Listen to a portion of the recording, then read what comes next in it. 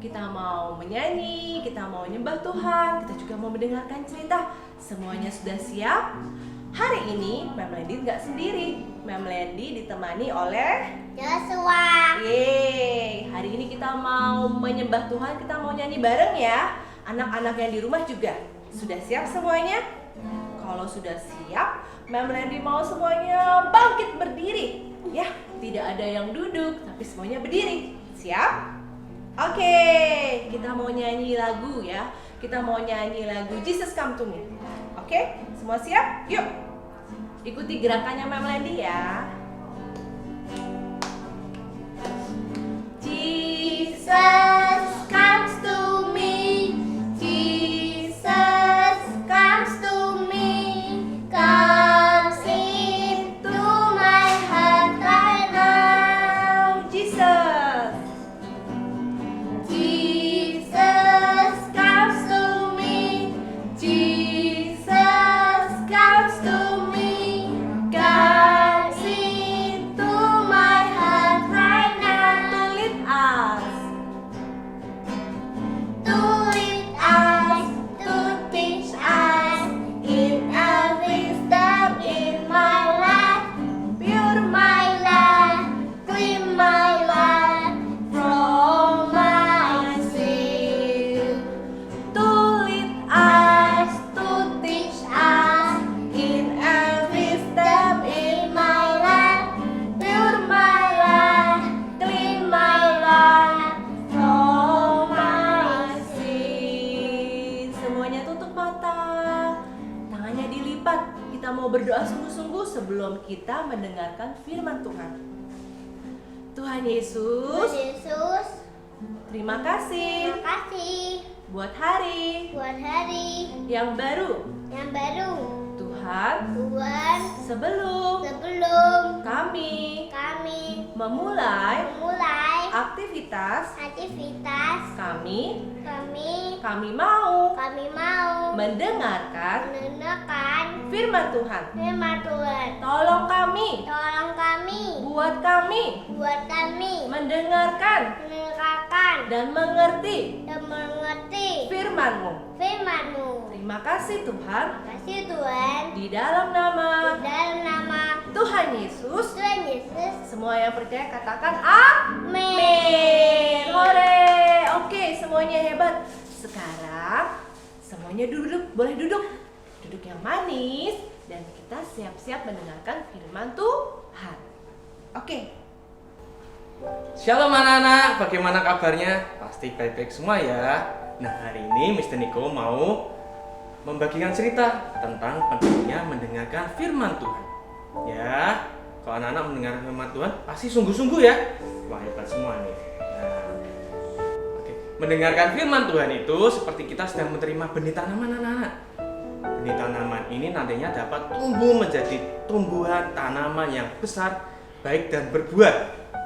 Nah, coba anak-anak pilih mau tempatnya yang tanahnya mau gersang, tidak ada tanamannya sama sekali, atau mau tempatnya subur, penuh tanamannya, bahkan tanamannya nanti berbuah. Pilih mana? Pastinya pilih yang subur dan berbuah ya. Nah, sebelum kita lanjutkan, mari kita lihat cerita yang berikut ini. Perumpamaan seorang penabur. Sumber dari Alkitab Perjanjian Baru, Kitab Matius 13 ayat 1-23.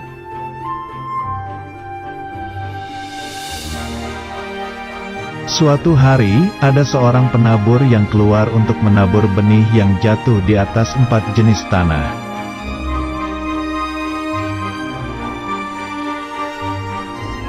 Pada waktu ia menabur, sebagian benih itu jatuh ke tanah di pinggir jalan.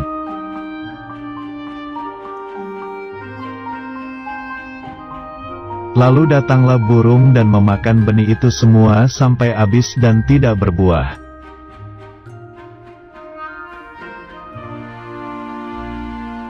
Kemudian sebagian benih jatuh di tanah yang berbatu, yang tidak banyak tanahnya, lalu benih itu tumbuh.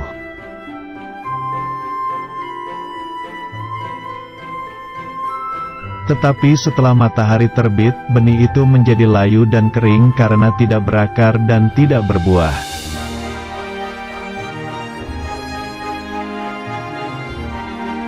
Kemudian sebagian lagi benih itu jatuh ke tanah di tengah semak duri.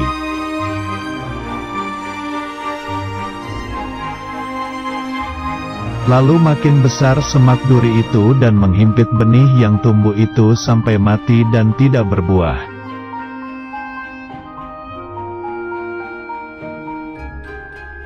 Dan sebagian benih itu jatuh di tanah yang baik, lalu benih itu berbuah banyak sekali.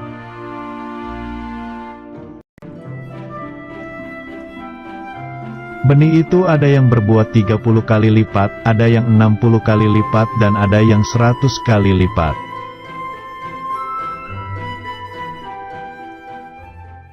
Nah, anak-anak sudah lihat ya, ternyata hati kita ini juga diumpamakan sebagai tanah. Ya, anak-anak mau pilih yang mana? Tanah yang gersang atau yang subur? Pastinya yang subur ya. Tanah yang subur, penuh dengan tanaman, bahkan tanamannya akan berbuah banyak. Wah, Mister Niko juga sama. Mister Niko juga mau tanah hatinya ini juga tanah yang subur, yang banyak berbuah juga ya. Tadi kita lihat ya, ada benih yang ada di pinggir jalan. Nah, benih ini karena di pinggir jalan, benih ini kemudian dimakan oleh burung ya. Nah, ini bisa terjadi kalau anak-anak saat mendengarkan firman Tuhannya ini tidak fokus. Ya, anak-anak sambil bermain mungkin atau sambil sibuk sendiri. Ya, nanti benihnya bisa dicuri. Jadi anak-anak harus sungguh-sungguh ya saat mendengarkan firman Tuhan ya. Lalu ada benih yang malah jatuh di tempat yang berbatu. Waduh, kalau di tempat yang berbatu-batu bisa tumbuh dengan baik tidak benihnya? Tidak bisa ya anak-anak ya. Nah, ini terjadi kalau anak-anak mendengarkan firman tanpa minta tuntunan Tuhan. Jadi anak-anak saat mendengarkan firman Tuhan, anak-anak juga harus berdoa, Tuhan tuntun aku, tolong aku ya Tuhan. Nah, lalu ada benih yang dihimpit oleh semak duri. Ini bisa terjadi kalau anak-anak tidak mempercayai firman Tuhan. Nah, jadi anak-anak harus percaya ya pada firman Tuhan ya. Nah, jadi supaya benihnya bisa tumbuh di tanah yang baik, anak-anak perlu mendengarkan firman Tuhan.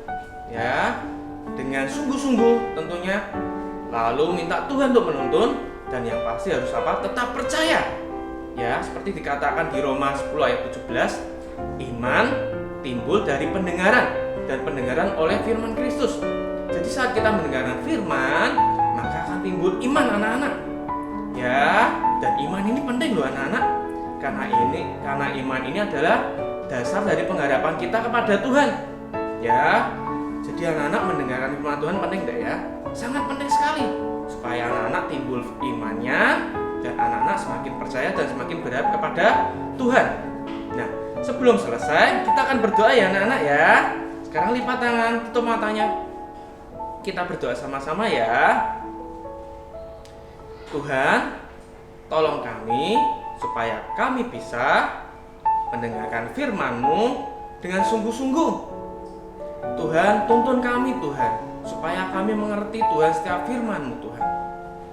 Dan buat kami terus Tuhan setia untuk percaya Tuhan untuk setiap firman-Mu Tuhan. Terima kasih Tuhan, di dalam nama Tuhan Yesus. Semua yang percaya katakan amin. Oke anak-anak, sampai ketemu lain kali ya. Tuhan Yesus berkati. Dadah.